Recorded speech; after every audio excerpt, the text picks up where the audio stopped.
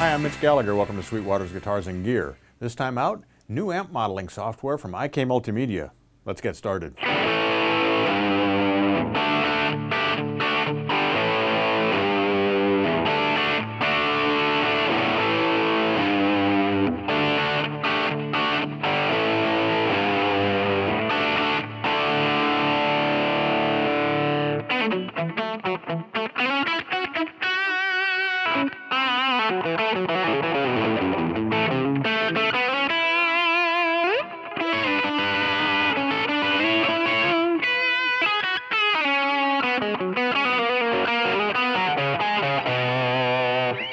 Today we're checking out AmpliTube 4 from Multimedia, new amp and effects modeling software that processes guitars, also offers 8-track recording and a built-in looper. To be completely clear, AmpliTube 4 is not an update to AmpliTube 3. AmpliTube 3 is still in the lineup, and AmpliTube 4 is a brand new product that offers its own amp models and its own capabilities. The great thing about AmpliTube 4 is not only does it sound wonderful, those high-resolution models sound great, but you have a ton of control for sculpting the tone exactly the way that you want it. Whether you're placing effects in all kinds of different routing orders, whether you're working with cabinets, setting up rooms, working with microphones, you have a ton of power for sculpting your tone. So let's take a tour of AmpliTube 4. Before we dive into the models and the sound sculpting capabilities in AmpliTube 4, let's check out two of the recording features. First of all, we have a 4-track looper built in. The looper view is here on the left side of the screen. We have 4 independent loops. To record those, you simply click, it'll count down, you can begin recording.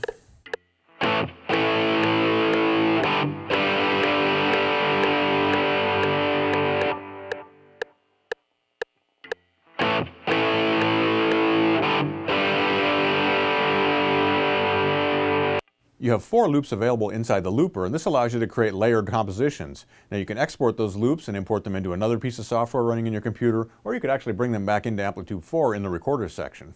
Switching over to the recorder section, we have basically a straight ahead DAW here. We have 8 recording tracks. You can record arm each track, mute solo. We have treble, middle, and bass controls for each track, a pan control, a level control. And once you have a part recorded, you can split that part, you can cut, you can copy, you can paste it, you can import audio in, you can export audio. So it's a very capable DAW for capturing your guitar ideas or putting down song ideas. Across the bottom of the screen, we have controls for operating the recorder. Of course, we have a record button here, which will record any of the record arm tracks. We can play back, stop playback. You can also rewind using this button. We can set up a loop very easily by just grabbing up here. And now we can record inside that loop by turning on loop mode. It'll simply keep cycling over that so you can record over and over. As you hear, we have a metronome and we can bring that in and out. You set the tempo for the metronome here, beats per minute. We can adjust the pitch for the entire project, and you can adjust the playback speed for the entire project. Now once you have a track recorded, you can go in and you can split that into multiple regions that you can move around. You could copy that and move that over here, for example. So you can create your compositions very easily, very quickly. You can also go in, add fade-ins, fade-outs, adjust the length of a clip. So you have a lot of power for processing your audio inside the AmpliTube 4 recorder. But of course, the heart of AmpliTube 4 is the guitar processing capabilities, the amp modeling and the effects modeling, and we have so much flexibility and so much power here. Across the top of the screen, we deal with our presets. So here we can select AmpliTube 4. We've got the British collection, which includes a British 8000 amplifier, British 9000, British Silver, which would be like a Silver Jubilee Marshall, a Brit Valve preamp, as well as a Red Pig amplifier, and we have 5 different presets for each of those. Under Miscellaneous, we have a variety of different sounds that we can load up that are pre-processed and set up to create particular tones. So let's begin with a very basic sound. I've loaded up the Brit 8000 amplifier, and it's on a clean setting.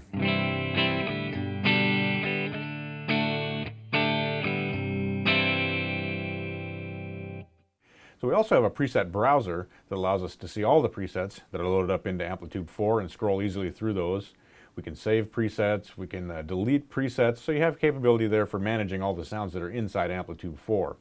When you're in this preset browser view, you also have an overview of the signal flow that's happening down here. So we've got an amplifier and we've got a 4x12 cabinet at this point. There's nothing else loaded. Let's turn the preset browser off. We'll go back here to this screen. Let's take a look at how we can configure the signal path using the amplifier that we have loaded up here. So we've got a clean sound, and of course we can adjust what's happening with that clean sound using the tone controls and the gain controls on the amp. So we could turn that preamp up and add some distortion.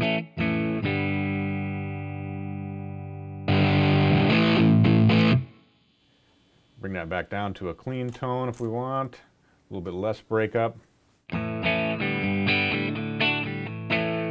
Now looking at our signal path, first thing in the chain is our tuner.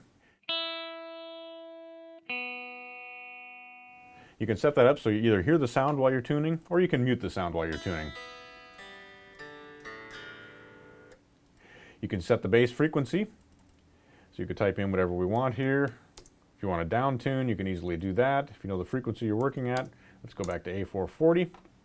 Now we also have a new feature inside AmpliTube 4, and that's Ultra Tuner. Ultra Tuner gives us incredible precision, up to 1/100th of a cent in accuracy, and also several different ways to view what's happening with our tuning. Again, we can mute the signal if we want to tune silently. We also can load up different temperaments. So if you want to work in different scales, you can do that here. Set your reference pitch.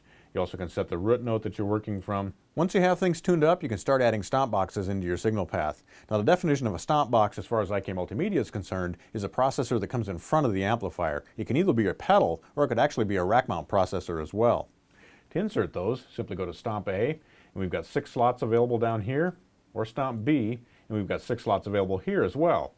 So if we go back to Stomp A, in the first slot, we can load up a distortion, say an overdrive. Let's load up that one. Into our second slot, we could load up a rack processor. Now this is new in AmpliTube 4.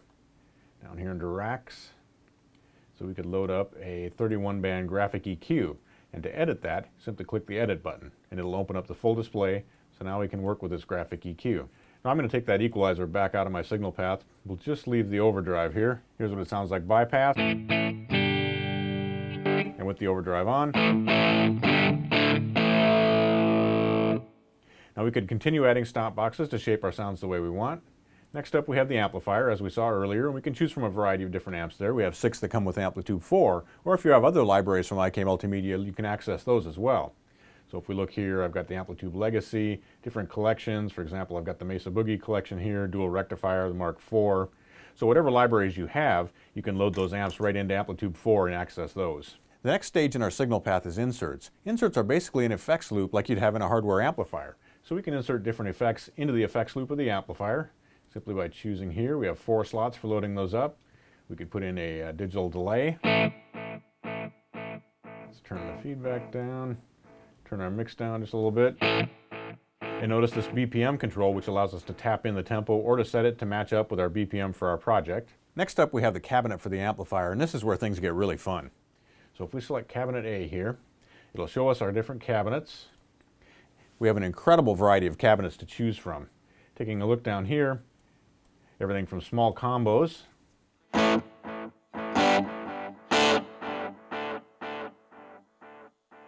to a 4x12 cabinet, a 1x12 from Mesa Boogie. Here we've got a vintage 1x12, 2x12. Here's like a jazz chorus 2x12. Moving along, we have 4x12s, 25-watt greenbacks,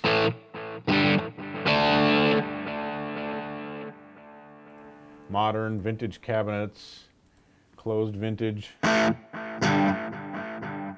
metal style cabinet. Here we have a 59 Bassman, which would be a 4x10 cabinet. And so on, lots of different options. Here's a fun one. This is a Fender Vibratone, which is a rotating speaker.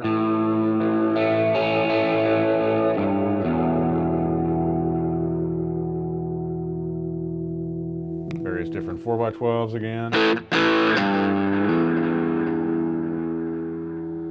We also have Leslie cabinets, which are rotating speakers. You can adjust the speed of that cabinet. Also whether the cabinet is open back, closed back, open front, closed front. So you have a lot of capability for choosing exactly the cabinet you want to achieve the tone that you're after. So I've set us back to a vintage style cabinet with 25-watt greenback speakers, but we aren't limited to just those speakers. If we click down here, we can select exactly the speakers that we want to load into AmpliTube 4, and in fact we can choose each of the slots can have a different speaker if we like. So right now our upper left speaker is a 25-watt greenback. We can change this to, say, a vintage 30 style. We could set this to California Red, and this one could be, let's see, what'll we choose? We'll choose a Silver El Nico. So you really can configure the cabinet by loading in exactly the speakers you want to hear. Now once we have our speakers loaded up, we can now move to microphones. And again, we have a wide variety of different microphones there, and we have 2 microphones that we can use simultaneously. We can easily move those microphones around, side to side here, front to back here. So you can position the microphones exactly where you want them. You can also choose the type of microphone. So what I'm going to do here is solo up microphone 1. Now let's go back here. What we have is an SM57. Let's place it right in the center of the speaker, up pretty close.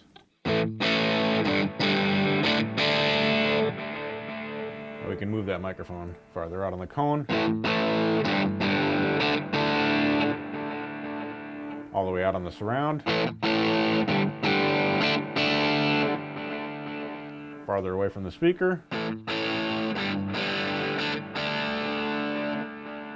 So just using those microphone placement controls, you have a lot of capability for shaping your tone. We can also choose exactly the type of microphone we want to use. So if we switch back here toward the cone, let's bring this back up closer. Now, under dynamic microphones, we have our SM57. You could go with an RE20, which is an electro voice microphone. We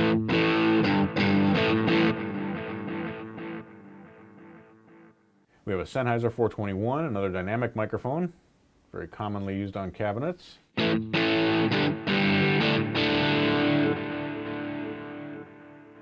IK Multimedia has also included a very cool capability, and that's that you can actually load up 2 SM57s placed at an angle. Now, this is a very common miking technique used in studios. You can see we actually have 2 microphones here at a slight angle to each other. This places this microphone off axis, changing its tonality. This microphone is straight on. The combination of the 2 microphones really gives us a great effect. In addition to dynamic microphones, we also have condenser microphones, which would be commonly used in recording studios.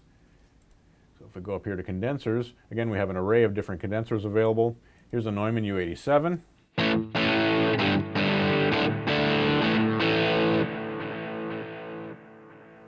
There's a U67.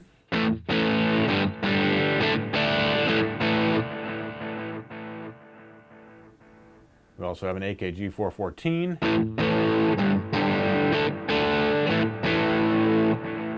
Now let's move on to ribbon microphones. We've got 3 different ribbons to choose from. We've got a Royer R121, very common guitar microphone in the studios. We also have a Beyer Dynamic 160. So choosing among all these different microphones, you have a lot of capability for shaping your sound. So let's go and set this up for a standard miking configuration. Let's put our double dynamics, SM57s on one speaker, and on speaker number 2, let's go ahead and put a R121 ribbon microphone. I'm going to go back to my mixer and turn that microphone back on. Our next area that we can work with is the actual room that we're recording in. We have 6 different modeled rooms that we can work with. We have a live room, a studio, an isolation booth, a garage, a large venue. So you can choose the type of room you want to work in. Here I'm in a large venue. And you can see up here we have 2 different microphones available for recording in that room. So we're getting a stereo recording. We can adjust the width of those microphones back and forth. Let's set those fairly wide. And you can choose the type of microphone as well. U87, 414, an AKG C12, 170, TLM 170 from Neumann. Now going to the mix page, we can turn up the amount of room that we're hearing.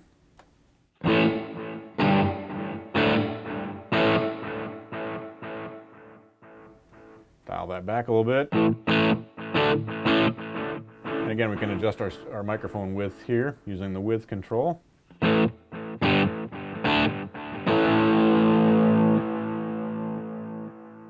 As you've already seen, as we've been working with the microphones, there's a mixer built into AmpliTube 4 that allows you to control the level of all these different sources. So here's the mixer. We've got microphone 1, microphone 2, the level for our room. We've also got a control that allows us to bring in the direct signal from the guitar with no processing. And finally, we have a master volume output. Now each of those sources can be panned, so our 2 microphones, we could split those one side or the other.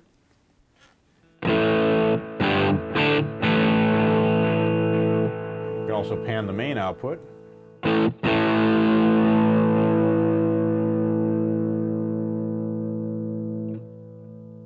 We can mute and solo each of those sources, so we can solo microphone 1. We can also solo just the room. Adjust the polarity if things are out of phase, so we can really dial in the sound using the mixer. Now once we have our cabinets set up in the room that we like, with the microphones that we like, with the microphones placed where we want them, now we can add post effects. We have 2 different sections where we can do that allow up to 8 different post effects. Usually those would be rack mount processors, things like reverbs, delays, those sorts of things that you'd add to the final mix. Each of the 4 slots in rack A and rack B can hold a different processor. So we can load up, for example, a digital reverb.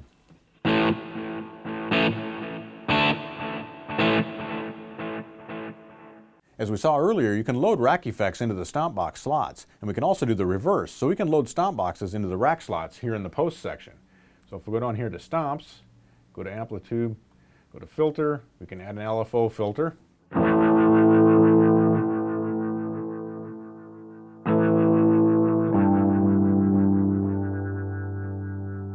Close that back up.